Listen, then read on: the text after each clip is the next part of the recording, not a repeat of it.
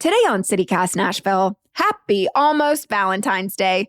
According to the Society of American Florists, this alleged holiday accounts for 30% of all flower purchases every year.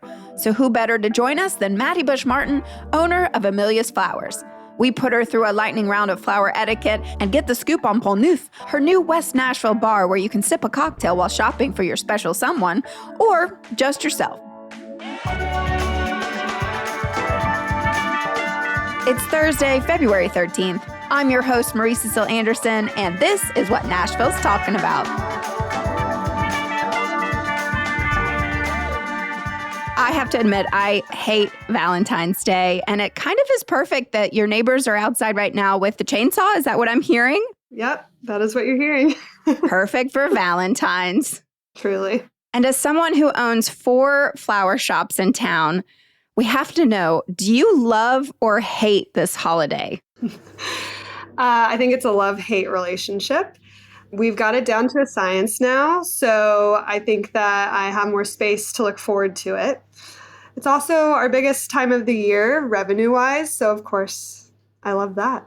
What is the most desperate request you've received from someone on Valentine's Day? I don't know if there's a specific one, but I think the desperation is real. There's a lot of pressure on the flowers. We'll have people come in just like so intensely as if their whole relationship relies on the bouquet we're about to make. That's why we say Valentine's Day and Mother's Day are very similar, but the energy for Mother's Day is so much more calm because they're just getting flowers for their mom or their sister or their wife. And it's not as like, this means how much I love you. Yeah, no pressure. The first time I actually purchased flowers from y'all was on Mother's Day, and thank you. It did get me good points with my mom. She loved them. I do have to know for Valentine's Day specifically, the ebb and flow of business, of prices. We know we all talk about inflation more than ever right now. How much do you mark up your red roses on Valentine's? We actually don't mark them up more than we mark them up normally. It's just we're paying more for them. So that's where the price difference is. But our markup doesn't go up. We do not want to price gouge ever. Our whole ethos is making flowers accessible for everybody. So we're literally charging what we have to charge in order to keep the lights on, you know. Oh, bless you. Thank you so much for that. For those last minute bouquets, what do you recommend? I recommend coming the day before Valentine's Day. It's going to be a lot more chill. There won't be as long of a line. Usually it's the procrastinators that come into the store on Valentine's Day, which is fair and fine. It's on a Friday this year too. So, you know, we do it per stem. So if you just give us a budget, we'll do whatever you want. One of the things I absolutely hate most about Valentine's Day are the assumed gender roles. Man buys woman flowers. It seems so boring to me in 2025. Are you seeing different trends in this day and age? We definitely see a lot of women buying themselves flowers, not really waiting for the man to buy them flowers, which we always love. That's just the case across the board. We always say you don't need to wait for someone to give you flowers. Give yourself flowers. Practice self-love. We also see a lot of mostly women buying them for their friends and, you know, not just doing it for romantic partners. So that's nice. I don't know that we've gotten a lot of women buying them for men, but I love that. And I hope that that becomes a trend because men love flowers too. Yes, buying flowers can be part of self-love, like you said, but you're also buying something that's just going to die.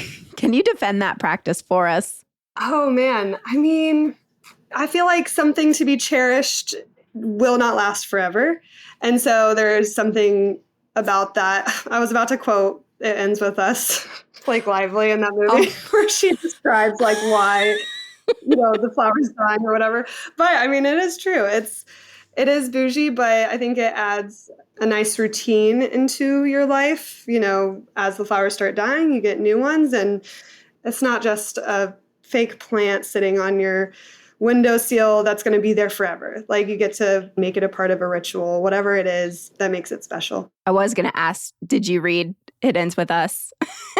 Didn't read it, but I did watch the movie. Yes, I'm the opposite. I read both the books, but haven't seen the movie yet. It really does romanticize working in a flower shop. Yeah, it's definitely romantic. It's definitely really hard work too. Whenever we interview new employees, we have to say, you're not just sitting on a stool waiting for someone to come in and buy flowers. You're lifting buckets, you're pouring out water, you're cutting stems, you're cleaning the stems off. Like you're going to be on your feet all day. So it's not for the weak. And why should people buy from you and not the grocery store? We're a small business, so it's always great to support local.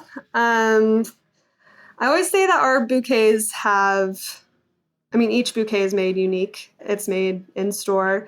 And it usually, if you come in, you are helping make the bouquet. So whoever's receiving it, if they know Amelia's, is going to know that it's special and that it was made with care and with them in mind. And so there's just I would say a lot more heart behind it.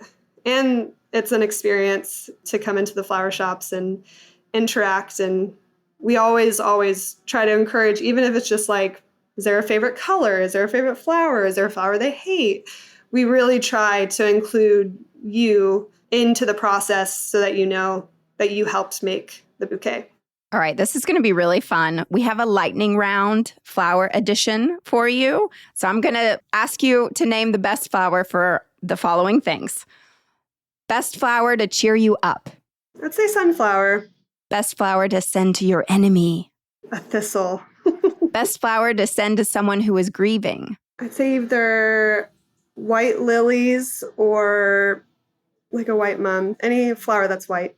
Best flower to buy when you hate everything. Ooh, the first one that came to my mind was ranunculus, only because if you hate everything, you need a little joy. And that one is just so beautiful. So, what is a ranunculus? it has a smaller head, but it has a ton of petals. And so it's got a really high petal count. And so they're really soft when you touch them. What is the longest lasting flower? Our mums will sometimes last forever. And I'll like see a mum that is still like blooming. I'm like, oh, that's beautiful. It's been like a week. And I'll check and there's no water. And I'm like, oh, that's crazy. And then I put more water in and it lasts a whole nother week. It's amazing. What flower says you tried? I think that there's a lot of stereotypes with sunflowers, and I would say probably alstroemeria is maybe that one. We've had girls come in that are like, oh, I hate alstroemeria. It's the cheap flower, which it's not. It's a beautiful flower, but I think that's sometimes one that people will just grab. What's the most popular flower that you secretly cannot stand? Probably peonies. I'm shocked. What Only did peonies ever do to you?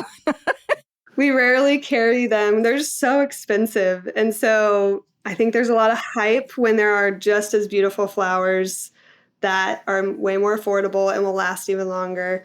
Peonies are beautiful, don't get me wrong. And what flower should you never give anyone? And why is it always carnations? Oh, we are over the carnation hate. We love carnations.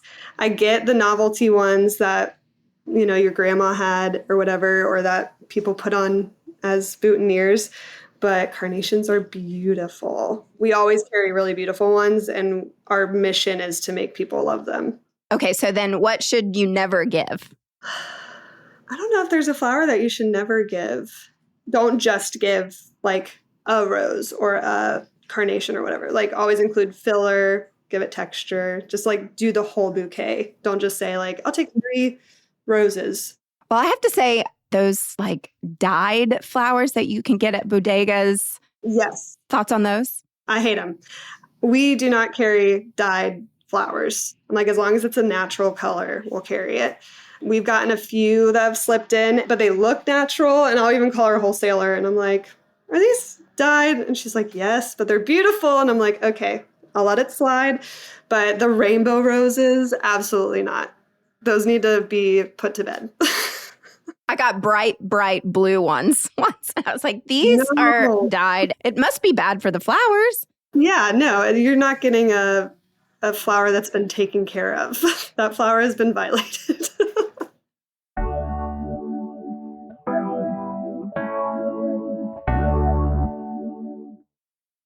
I am back with Maddie Bush Martin from Amelia's Flowers. I've read past interviews that you've done. I've listened to you on some podcasts. And the way that you describe launching Amelia's Flowers with one Volkswagen bus honestly seemed pretty easy, the way that you framed it. Tell us the real journey of launching your business. I think what was easier about it was that I was so young. I was 24, so I had a lot of energy back then. And I would go out with my friends and wake up at 6 a.m. and it was no big deal. No big deal. Starting a new business at 33 is very different than starting one at 24. But yeah, it was difficult. I had sleepless nights. I had nights where I was crying and calling my dad and saying, what do I do? And yeah, I mean, that's the part that I don't normally share. I'm a optimist, so I will always like to share the good, happy parts. True, yes. Did you go to business school? Have you always had an entrepreneur mind? I mean, as a kid, I was always hustling to make money. I went door to door selling my Beanie Babies. I was like selling people's things for a commission on Craigslist so I could go to Greece. And like I was always, I guess I had an entrepreneurial business mind just from the beginning. My dad also owns a business. He's a land developer. And so he's been my mentor with all the nitty gritty spreadsheets, all of that stuff, which has been really helpful. I don't have any background in any of that. I went to fine arts school. I had no idea what I wanted to do. I tried out a lot of different jobs.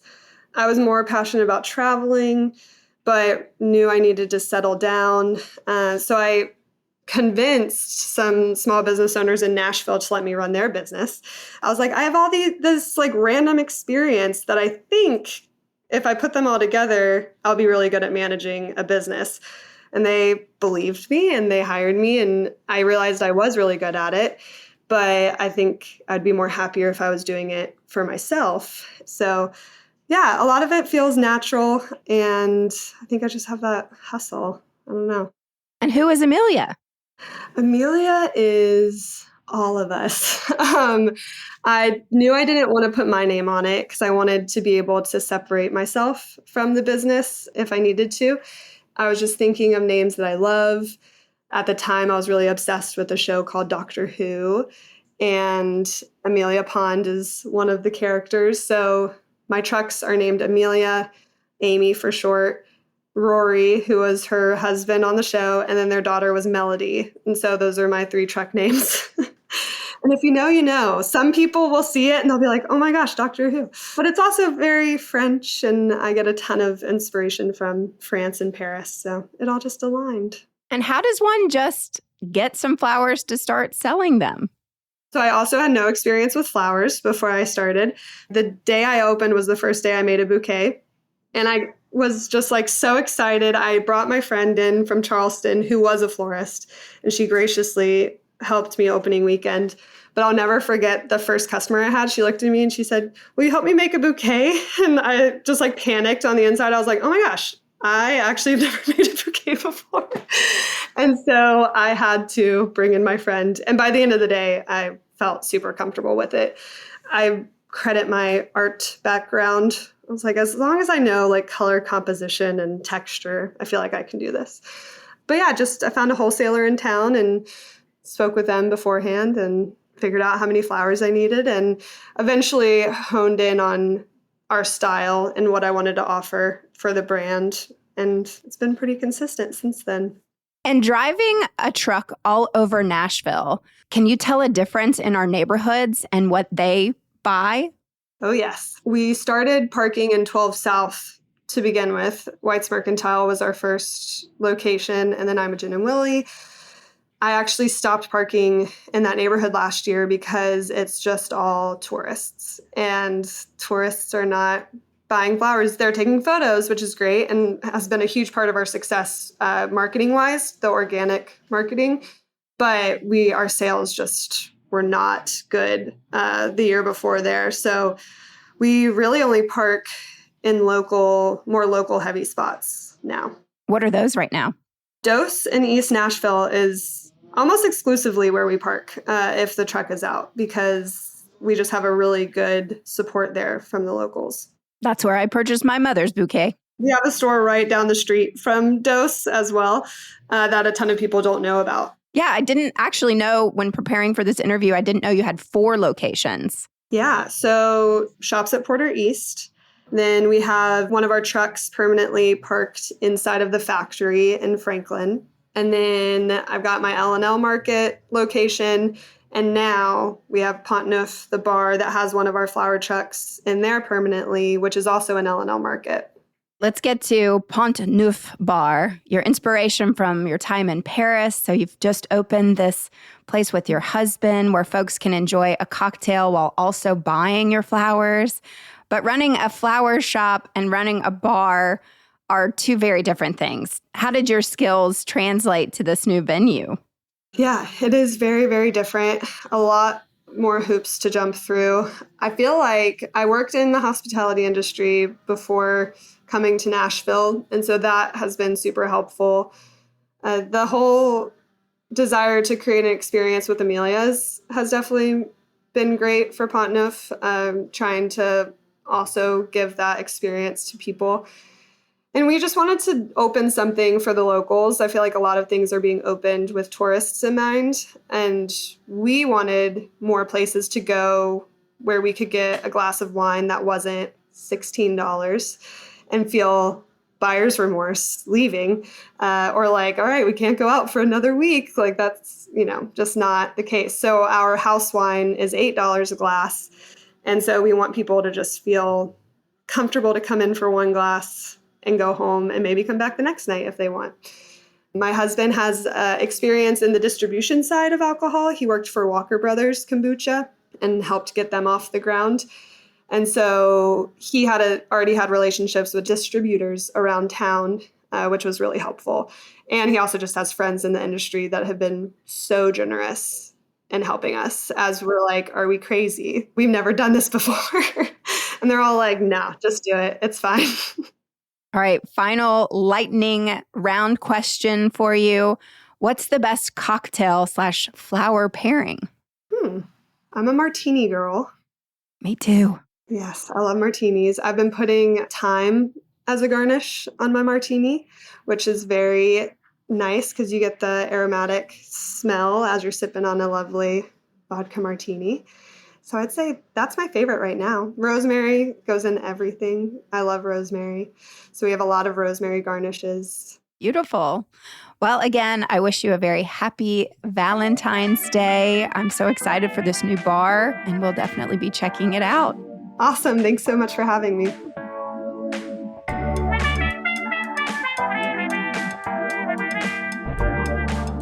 That's all for today here on CityCast Nashville. Hope you have a wonderful Valentine's Day tomorrow. If you enjoyed the show, why not tell your friends, rate the show, leave us a review, and subscribe to our Hey Nashville newsletter. We'll be back tomorrow morning with more news from around the city. Toodles!